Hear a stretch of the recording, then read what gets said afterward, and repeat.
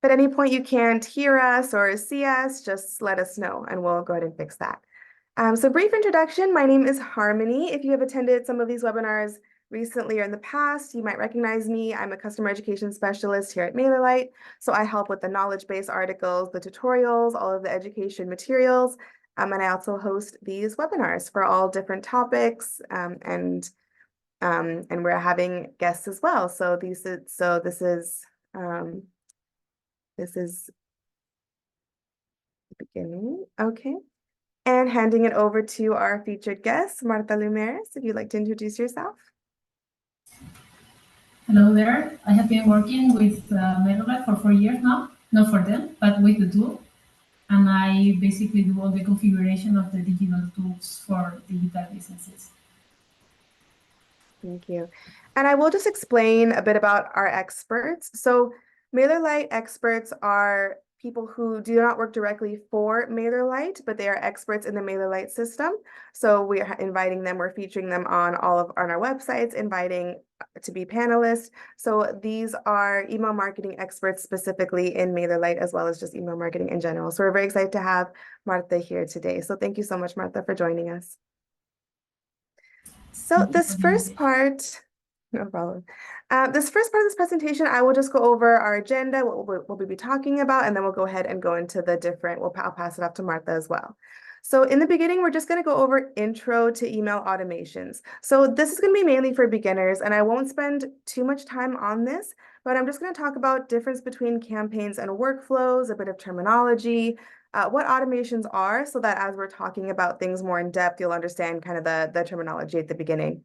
So we'll just go over the basics of workflows at the start.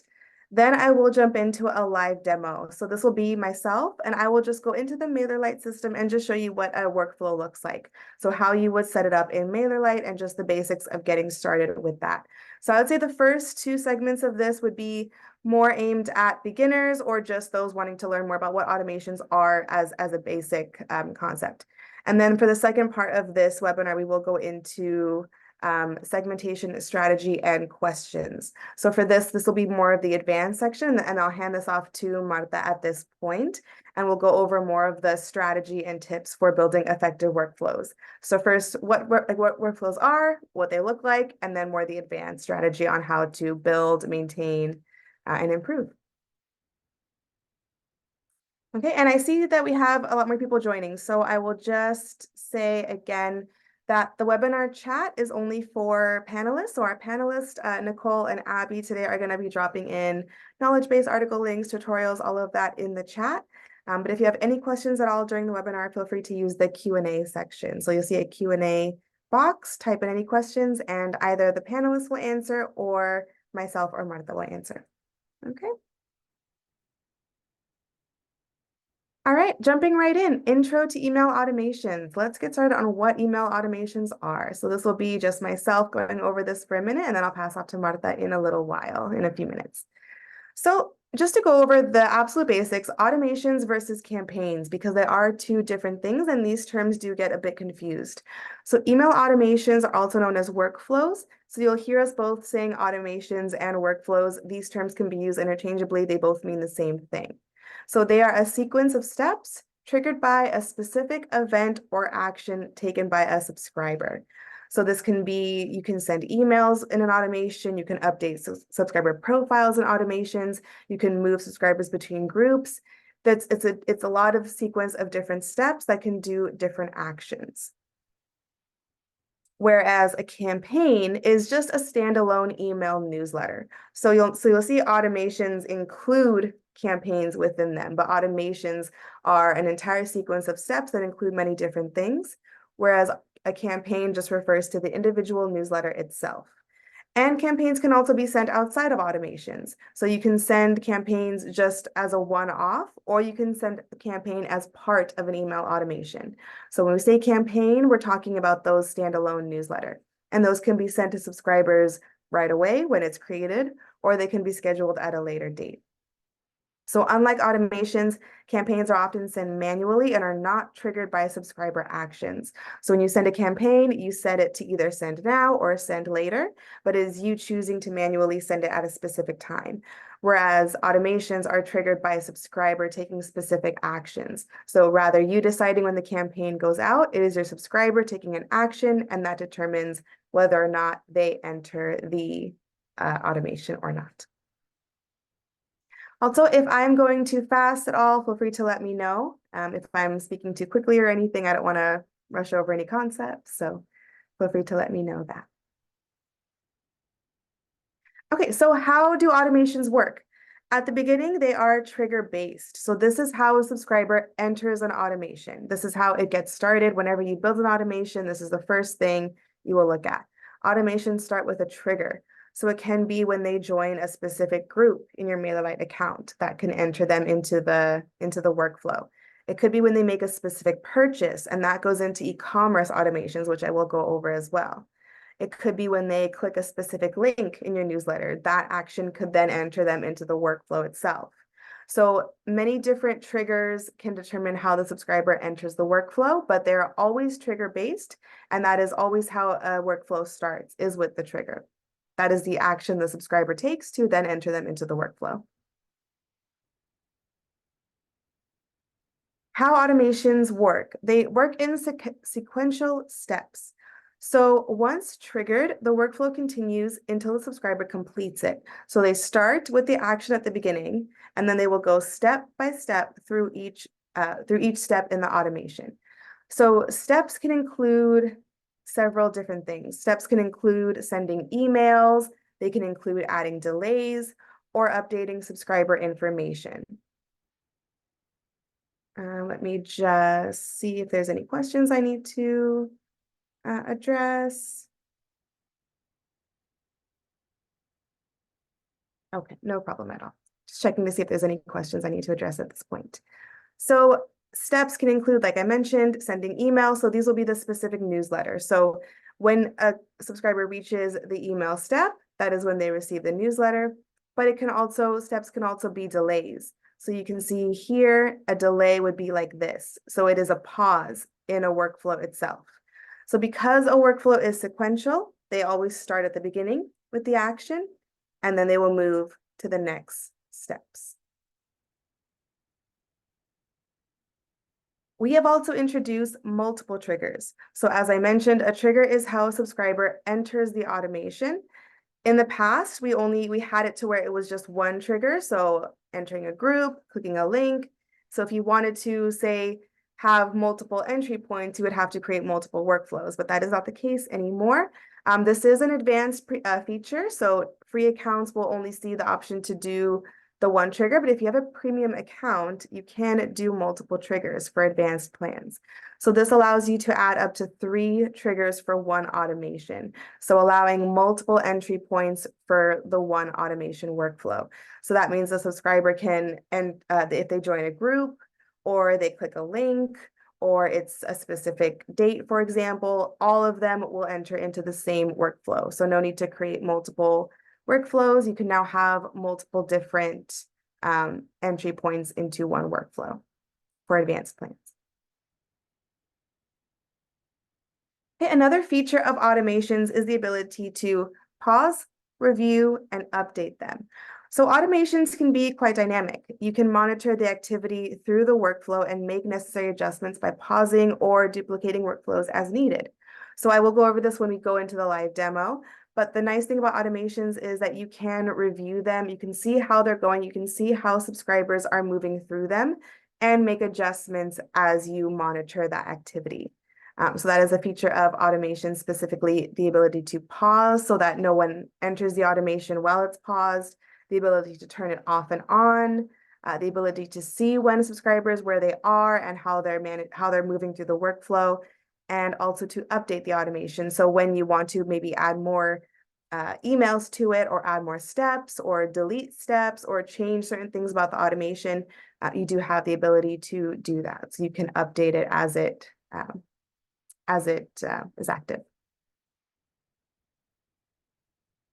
Okay, so let's go ahead and jump into what setting up a workflow looks like. So this will be, I will go ahead and go over into the MailerLite interface itself, and I will go ahead and go over what setting up an automation looks like before I pass things over to Marta for the second part of this webinar. This will just be myself going into the system, showing you what an automation looks like. So just give me one moment while I go ahead and open up the dashboard.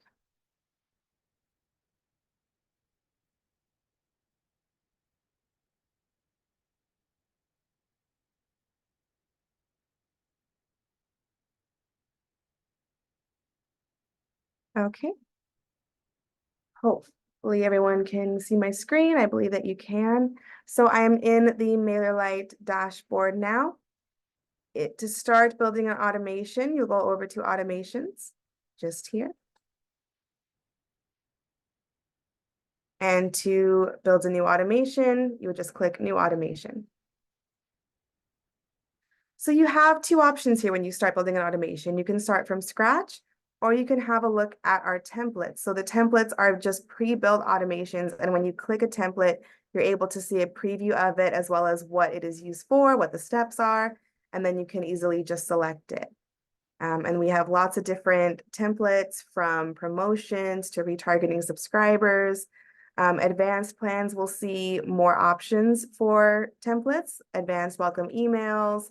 So just workflows that include more complex steps will be seen with advanced plans. Also, if you have an e-commerce store connected to MailerLite, then you will see the e-commerce templates as well. So abandoned cart, specific products, purchase products. So depending on which type of account you have, and if you have an e-commerce connection, you will see different templates, but everyone will have access to the basic automation templates. In this case, we're going to start from scratch, create, name the automation, and start building. Okay, and this is what the workflow builder looks like initially. So as I mentioned, we start with the workflow trigger. This is how subscribers will enter the automation. And we have several options. When they join a group, so this is a MailerLite group in your account. So when you see this, you're able to select which group, and you can select multiple. And what this means is whenever a subscriber joins this group, demo subscribers, that will enter them into this workflow. If we want to add another trigger, we can go ahead and do that. Again, this is advanced plans that are able to add more than one trigger. But we can see we can add a few more. So another option is when they complete a form. So this would be a MailerLite form in your account, and this can be an embedded form or a pop-up form. And that just means that when they complete the form, that enters them right into the automation. So this is a great option for if you want to use like a lead magnet, for example, if you want to give away a PDF or a free offer, something like that, and it's a item or it's something that is sent to them. An automation like this is a great way to do that. Just when they complete the form, they're automatically entered into the automation, and then you can go ahead and send out whatever the offer freebie is. So you can see if I save this, I select a form. Then because I chose multiple triggers, we have this or that. If I only wanted one, then it would just show the initial trigger there. More options are when a subscriber clicks a link. So this is a link in one of your email campaigns or automations. So if you send out a campaign and you have a specific link in that campaign, you can set this automation so that when that link is clicked, they enter into the workflow. Okay. Another option is updated field. So this is the information of your subscriber. This is their name, this is their birthday, this is any information you have in subscriber fields. So you can actually set it so that when a field is updated, so if there's any new information, if any information is changed, they enter into the workflow. And there's lots of different ways to do this. For example, let's say someone changes their last name, for example. So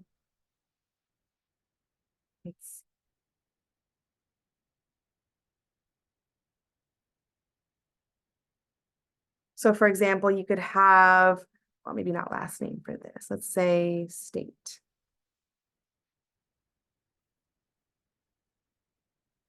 So for example, a trigger like this would have updated field, state contains California. That means if at any point someone feels that the state field says California, maybe they enter that on a form. Maybe you send out an email asking which state people live in, and that updates their information. If it contains California or anything that you put here, that will enter them into the workflow. So that is how updated field works. It's just whenever information is updated. Or it could also mean that information is provided.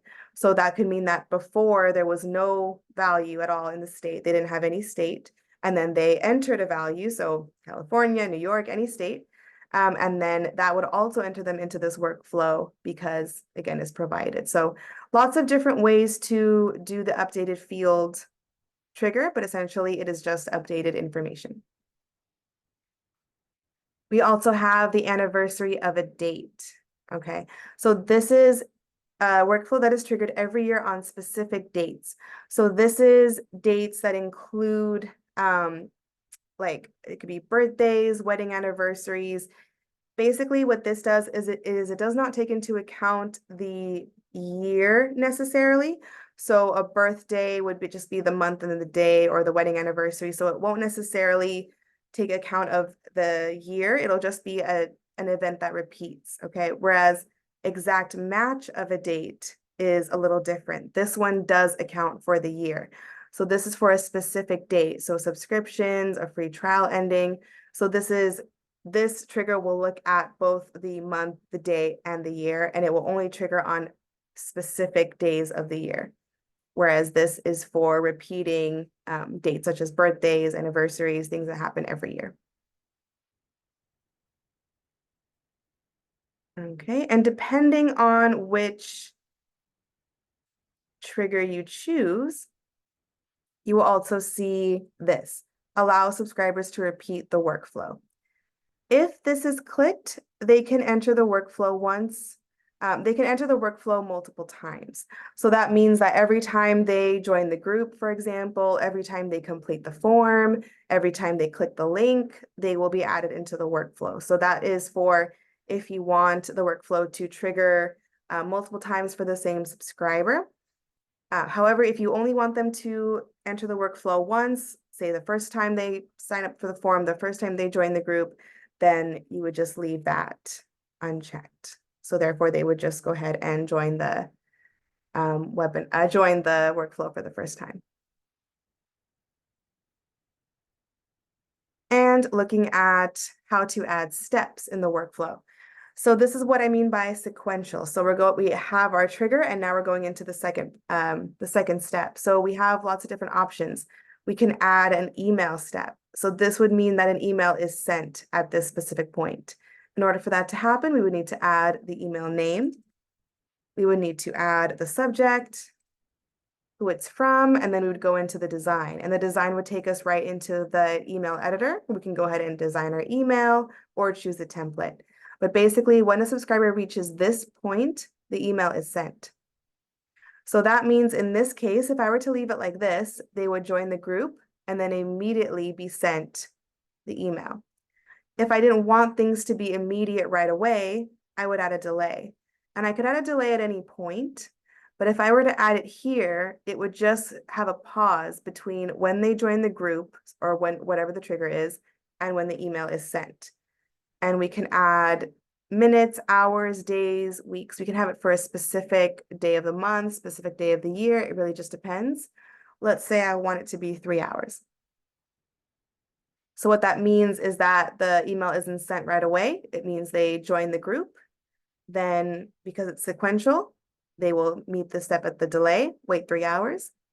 Then an email will be sent. Let's make this a little more interesting. We can add a condition. So a condition essentially splits a workflow.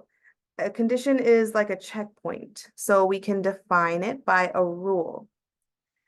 And what this basically is when the subscriber reaches this point, the condition will check something, and that something depends. So let's say we want to check a custom field. Let's say I want to check, let's go with the state again. And because California is where I'm at the moment, I will put that. So what something like this will do is, like I said, it's a checkpoint. When they reach this step, this condition will check the field state. If it does contain California, they will go over to the green section. If it does not, they go over into the red section. So the condition checks specific things. As shown, it can check lots of different things. You can also add multiple, you can add more than one rule if you want multiple conditions. But this basically splits the automation. So one side would be for people that meet the condition, and the other side is for those that do not meet the condition. Okay, and then you can add more steps as you go. So let's say we want something to happen here. Let's say we want an action. So what an action step does is it has the subscriber do something, right? So it could be updating a custom field. It could be updating information.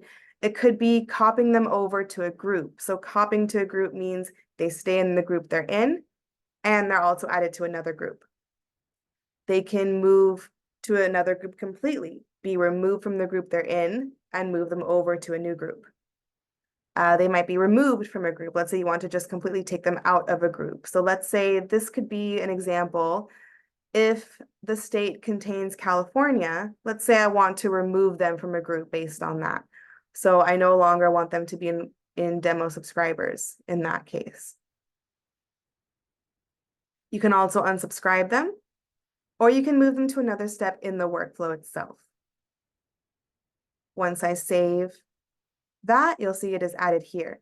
So essentially this workflow, they join when they enter the group, they wait 3 hours, they receive an email, then this condition checks if they live in California. If they do, they are removed from demo subscribers. If they are not, add an A/B test here. Yes, I can. If not, we can do more things. We can add an A/B split test. So an A/B split test is a little bit more of a complex feature, and this allows you to essentially test different workflows. So here you can distribute traffic, you can add different paths, but an A/B split test essentially is for you to test different steps, test different options within the workflow itself. And this is a little bit more of an advanced feature, but you can see you can also add steps here as well. You can add emails, you can add delays, and you can continue the workflow here. Okay, so that is essentially what building a workflow looks like, and that can be as simple or as complex as you want it to be. You can also just use our templates, which will just give you the basic structure. But when you're building a workflow, this is essentially what it looks like. And the activity, which I did mention, I'll go ahead and show what that looks like as well. So workflow activity is quite important. Workflow activity is essentially what is happening in your workflow.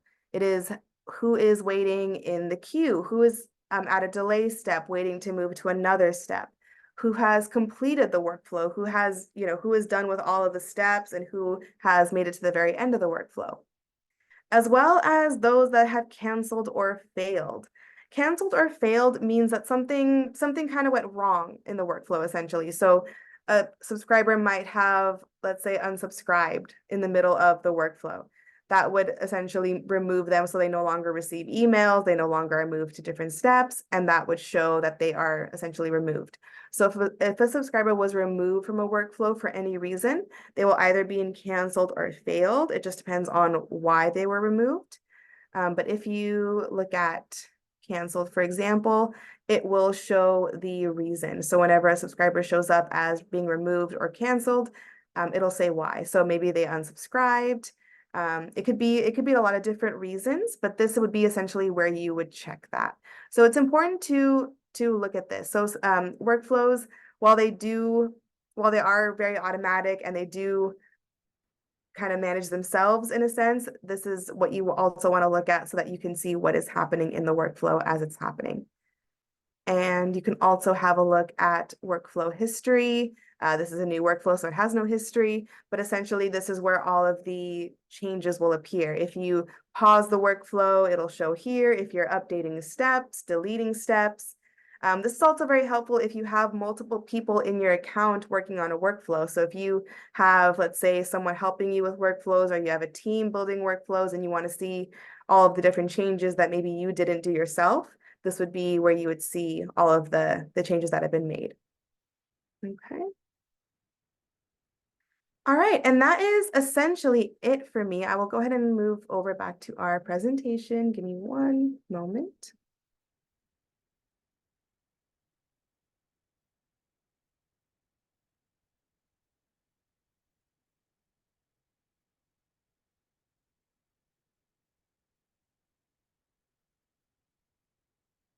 Actually, last thing I'll mention, and then I can stop talking and pass it over to our guest.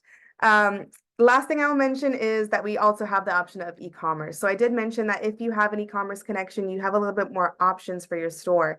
You have more templates you can choose from, and you also have more trigger options, which I will go over in a minute.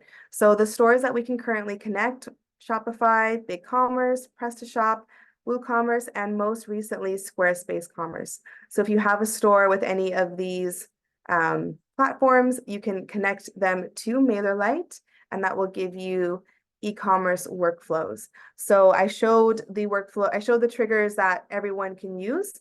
But if you connect a store, you can then set up abandoned checkout. You can set up workflows to go off when they purchase any product or a specific product or from a category. So if you do manage an online store with any of the platforms I mentioned, you can use e-commerce workflows. Okay, and thank you for listening to me talk about the basics. Now we're going to jump over into more strategy of workflow, so more advanced topics, which I'll pass over to our lovely guest, Marta. Hello, hello. Can you hear me now? That I saw before it was kind of wrong. Yeah? Okay. So, well, the first thing I would like to say is that I'm not a native speaker. So if I say anything that you don't understand, just let me know on the chat. So I will try to change the words. Okay, first of all, segmentation and strategy are two techniques that we can use to get deeper into our email marketing usage. Harmony, can you skip the slide? Okay, so I would like you to take a look at this GIF I used here.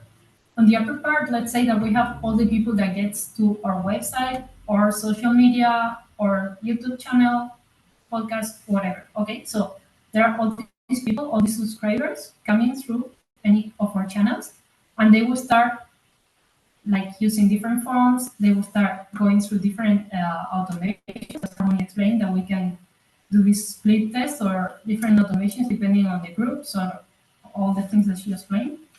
So basically, segmentation is splitting or classifying our subscribers in different kinds of interest, source. We have here all the topics that we could help. Like you have different forums probably for different kinds of products or services that you could help with. Also, you could use it as a to test the awareness level of the client. I will explain this later a bit. Also, we can have different classification depending on the product or the service the subscriber has bought, or if they have different categories, like if you sell shoes or t-shirts or whatever, so you can also have them like in different boxes. Here in the video, in the bottom, you have like all these people classified on their right boxes. Also, depending on the behavior, we can classify people if they click the link or they click an offer or they wanted to join for an event like in a place. So we can see that they are interested into this. So we can also add them to different groups or segments, and also on the behavior that they have on the automation workflows. Next, please. Okay, so here I will use my own example for this what is a group and what is a segment, because I think this is kind of confusing for many people. So a group is something that is static. People will join a group and you can either move it manually or they can move during an automation, but they will not join just by themselves. So I have a form where I ask people if they want to use segmentation for their personal use or they want to use it for clients. So I can see if they are like a potential client or they are someone that could be like maybe a collaborator or someone that I could delegate it on.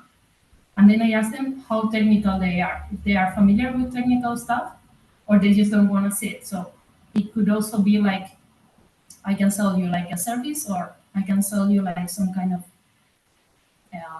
training or whatever. Okay. So they will get into different groups. And from the combination of these four groups, I can get different segments, which is the next slide. Okay, so here we have what is a segment. It's a segment is dynamic. I use here an example for the people who belong to the group professionals and the group that they are not technical. So this could be like community managers, people from marketing, social media people, this kind of thing could be like really nice collaboration for me. And let's say that I sell something every 3 months. So I will just check the people that went in the last 3 months. So I don't sell them again and again. So this is dynamic because the people that joined in the last 90 days will be there, but as soon as they skip the 3 months period, they will be out of the segment automatically. I don't need to do anything, okay? So this is the main way to use segments if you have like the people who join like this in a period, or if they are, I don't know, if you ask for the age they have or when they were born, this also is dynamic. So they will get into and out of the segment. I think that this is the main difference. If there is any question, just let me know. Otherwise, we can go to the next. When should we use groups or segments? Because this is quite different. So we can use segments and groups for sending a campaign. We can use them all as a target group. We can import people only into groups. We cannot import them into segments because, as I said, they will have to fulfill some conditions. We can also use groups for trigger automations. We cannot use segments. They are not on the trigger part that Harmony showed us before. We can use segments for creating leads that are updates, like the one I just showed in the previous slide. We can also add manually people to a group. Let's say that we have some, I don't know, some class that we made in our place, and people just came there and they signed up. So we can add them to the group. And also for the pop-ups or any kind of web form embedded or anything, we can use groups only. They will not join the segment. Marta, Slide, I'll just interrupt you for 1 second. I think some comments that the audio might be a little difficult to hear. I think you had another option for audio, just to check.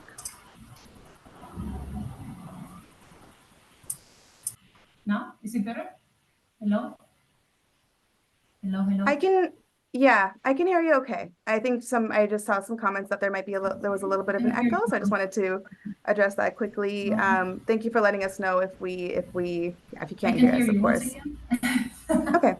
Okay, looks like that's a little better. So amazing. Okay, thank you so much. I will let you continue and move on to the next slide. Just want to make sure everyone can hear us. No, is it okay there? That's actually great. Yeah, I think Okay. that's probably better. Yeah. Okay. So Great. Thank you so sorry. much. No worries at all. Can we go to the next slide now? Okay, so about the segmentation, I would like you to ask yourself, what kind of topics can you help people with? Like, what are your main points of services or products that you can sell? And then what can you sell them based onto the topics that they are interested in? And after that, once you have this, probably this will take 5 to 10 minutes. And then you can ask yourself, what kind of awareness level do they have? I will have this awareness slide now, so I will explain better there. with this strategy. Okay, so if we use a strategy, what can we use it for? We can use it for differentiate ourselves from the others. Like most of the people who send newsletters, they just take all the subscribers and they just send like bulk email. But you can separate them. You can have people interested into different stuff. You can also know how aware they are about this. Like if you sell ergonomic chairs, do they know they need an ergonomic chair? Do they know what is an ergonomic chair? So we can take a roadmap for the subscribers to take them to different places. And this will also help with the conversion. Like if you give them the right product, they know what it is and they know they need it, probably the conversion will increase. But you need to take this step, like step by step for the subscriber to know what you're selling and what it is for. Next, please. Okay, so let's think about all the subscribers as a pyramid. Well, subscribers and also all the people on the internet, actually. So most of them are unaware. They don't know they have a problem. So they just live with it. So maybe with their ergonomic chair, I will set the example for this. They have some pain in the back or they're not feeling well when they spend a lot of hours sitting at the office, but they don't know they have a problem. At some point, they will get problem aware. They know they have a problem, but they don't know there is a solution. They just maybe start like changing the way they sit or the position of the table or whatever. And then they learn about this, solution aware. They know what is an ergonomic chair.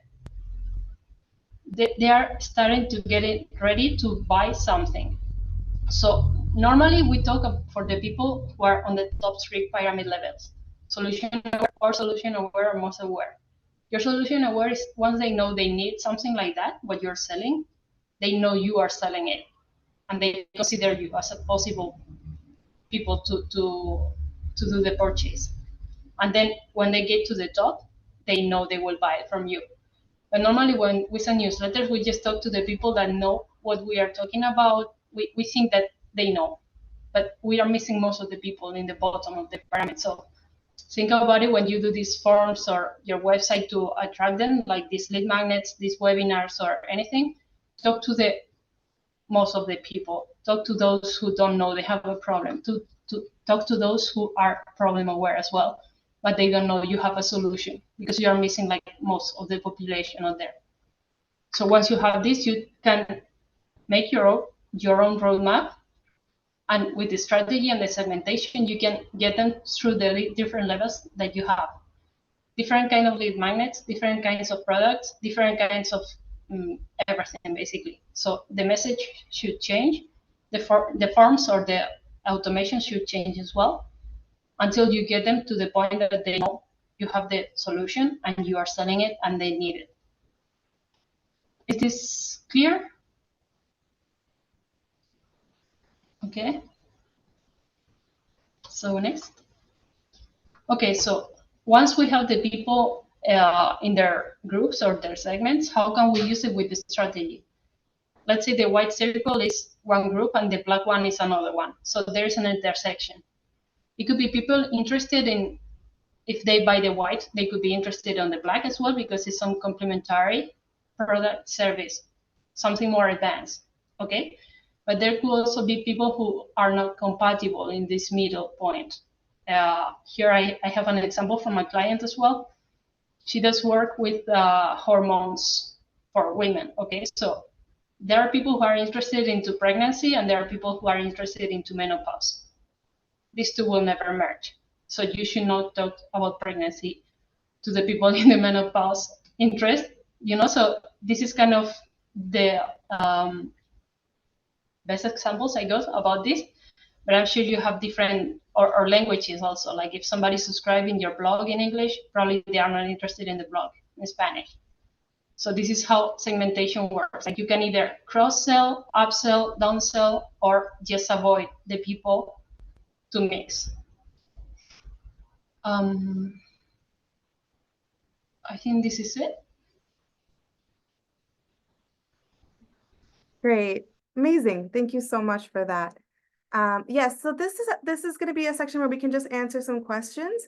So if anyone does have questions for Marta specifically, or me specifically, you can go ahead and type them into the Q&A. We can answer some questions live. I'll also just have a look at any questions that might have come up that we can see. For the most part, it looks like people had questions about just entering automations. I do see a question about rearranging and reordering steps. Thank you for putting in the article on that.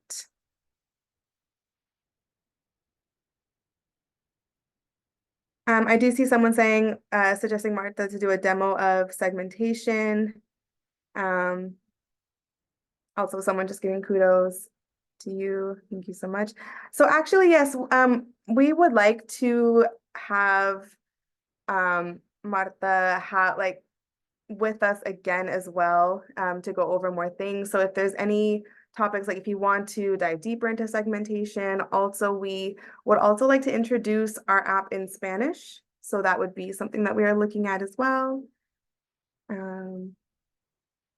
To see if there's any other questions that we can go over. I think our panelists have answered everything for the most part. I do see someone asking a question about sending freebies, like sending free offers. Marta, do you have anything that you specifically do when it comes to sending out free offers? Typically, we suggest, PDFs to host them on Google Drive, Dropbox, things like that. But do you have anything specific that you do when sending out free offers? Well, it depends on the format and also what the people feel more comfortable with. I suggested some clients also to split this PDF in different emails. I also did it myself because at the end, nowadays many people is kind of tired of these 70 pages PDFs. So if you can split it into different emails and just like get one point in each, you also get them more involved and getting used to read your emails like every day or every 3-4 days. So that's also an option for PDFs. And yeah, of course, Google Drive or Dropbox is more than fine. Yeah, or even Canva link could be useful. So it gets updated. If you add or remove anything, you can just do it there and they will have the latest information. Yeah. I do see someone saying that they can't upload a PDF to MailerLite. Yes, that is by design. So you cannot necessarily attach PDFs to an email. That's for deliverability reasons. So sending out mass emails with attachments could trigger spam filters. So we don't allow you to necessarily attach a PDF, sorry. So that's why we say things like Google Drive, Dropbox, or Marta mentioned Canva. So this is hosting that PDF, hosting that freebie somewhere else outside of MailerLite, and then including that link to whatever it is, to the Dropbox, to whatever. And that could be a link that you add to a button, essentially, yeah. But if you notice that you can't attach PDFs, that is not a bug, that is by design. It just helps with the deliverability. Okay, I think for the most part, that is some of the main questions that I'm seeing here. Best practices for freebies, we went over this. I did see someone asking about drip, if drip marketing or drip campaign is the same as automation. I think it is confusing because some terms we do use interchangeably. So as I mentioned, workflow and automation we're using interchangeably.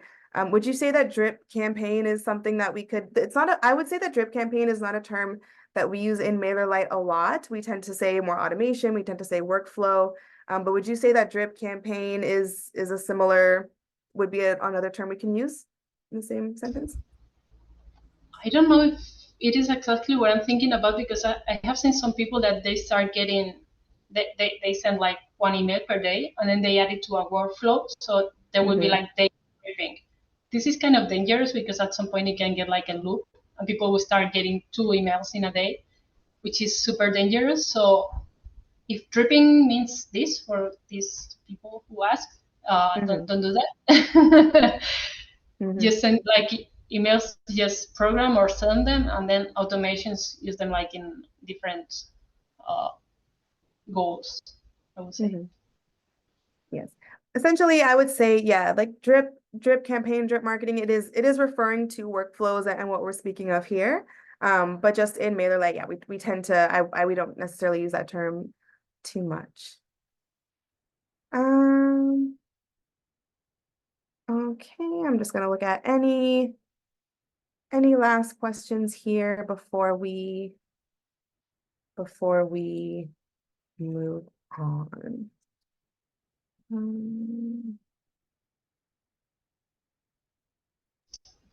There is a question open, like if you can, how can you use Yeah. automations to set up an evergreen email marketing campaign? Should I? Yes. Yes, if you have, yes, absolutely. I see it as well. Okay. Well, basically, you can have this form where people will sign up. This is kind of the evergreen thing that you have somewhere on your website or YouTube or podcast or wherever you have the lead magnet or where you announce it. And then you set up an automation behind. Like when they sign up, they will get an email or 5, as much as you want. So this is kind of the evergreen marketing. Thank you. I also see a question, how can you use automations to enable people to opt out of a given email marketing campaign? So to exclude or to opt out. I would say my side of this would be you can exclude people from certain automations. So when you are building an automation, you do have the option to exclude certain groups, certain things if you don't want them to be entered into the automation. But also, I believe this question is more if you want to build an automation specifically for people opting out of certain campaigns. What would you say what do you think about this, Marta? I was thinking that maybe it means like if you have like a selling workflow, like let's say during a month you are selling something automatically, so you could use a button with a link to a MailerLite site, for example. Yeah. Like I don't want to receive any more information about this topic. Yeah. So once they click it there, you set another automation that will get them out of the workflow. Maybe that would also help. Yeah, absolutely. So something like that too is, yeah, depending on like the actions you take with workflows, you can also move subscribers to another workflow or remove them from a group, or you can move them out. So if you have, let's say let's say you use an action to add them to a specific group, that action itself could then put them in another workflow because they've been added to a group. So essentially, yeah, you can move subscribers around that way, essentially. And then someone asks, are conditions in MailerLite workflows synonymous with segmentation?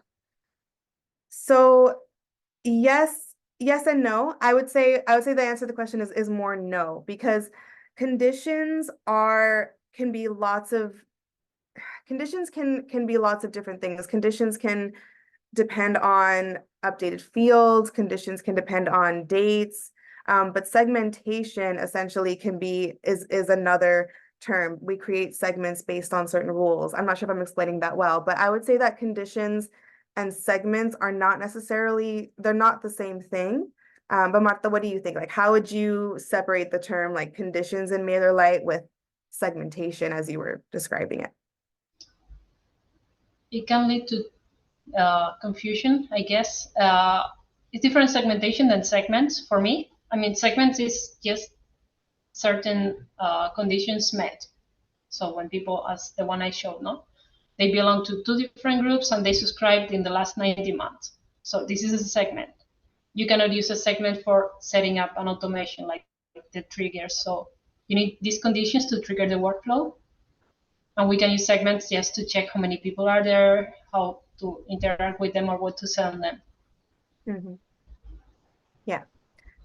Yeah, so it is a little confusing because it's one of those situations where conditions can include segments, right? But conditions are not necessarily segments themselves. They can include them. Similar to how Exactly. campaigns can be included in automations, it's like it's one of the things, so that's a part of the other. So okay, great. I think that's all the questions we're gonna take live at the moment. Lastly, I just wanted to kind of give a little promotion for Marta. She is a featured expert here at MailerLite. She knows a lot about email marketing. She knows a lot about MailerLite system, and she offers services in both English and Spanish. So, Marta, yeah, just tell us a little bit about how people can contact you, how people can work with you, and the kind of services that you can offer people as well. Sure, thank you. Well, they can find me on my website, which is martalumeras.com. Also, I'm on Instagram with the same name, Marta Lumeras, all together. And basically, I help people to set up the email marketing tool itself. Also, I help them to make the strategy for segmentation, implementation, and all the automation part. I also do the part like if you are willing or looking forward to have your own online school for webinars or courses, also automated invoices and payment systems. So I basically do all the technical part behind a digital business. So yeah, that's it. Amazing. And I'm just going to drop in your website here. Okay, so if you have a look at the webinar chat, I just dropped in Martha's website, and thank you, Nicole, dropping in the experts directory as well. So yeah, feel free to get in contact with Marta if you need help setting up workflows, if you need help setting up advanced workflows. It can also be great if you have workflows that you've already built and you want feedback or you want to improve them, you can ask for that as well. So yeah, anything with automations, workflows, segmentation, feel free to reach out to Marta as well as any of our MailerLite experts. That is what they're there for. The support team can help, with the odd like issue in the account or if you have something that isn't working. But for more advanced marketing strategy help, that would be our experts directory. So have a look at that if you need more advanced help there. Okay, and that is it for our presentation today. I just want to give a thank you to Marta for joining us today. As I mentioned, we would love to have Marta back for maybe something introducing MailerLite in Spanish or maybe talking about something else, but we really appreciate you being here to talk about workflows and to help us expand our guests on these webinars. So thank you so much. And thank you for everyone who joined us as well. We will send out a recording within the next 24 hours or so. And yeah, keep an eye on our future events. Marta, if there's anything you'd like to add just to say goodbye?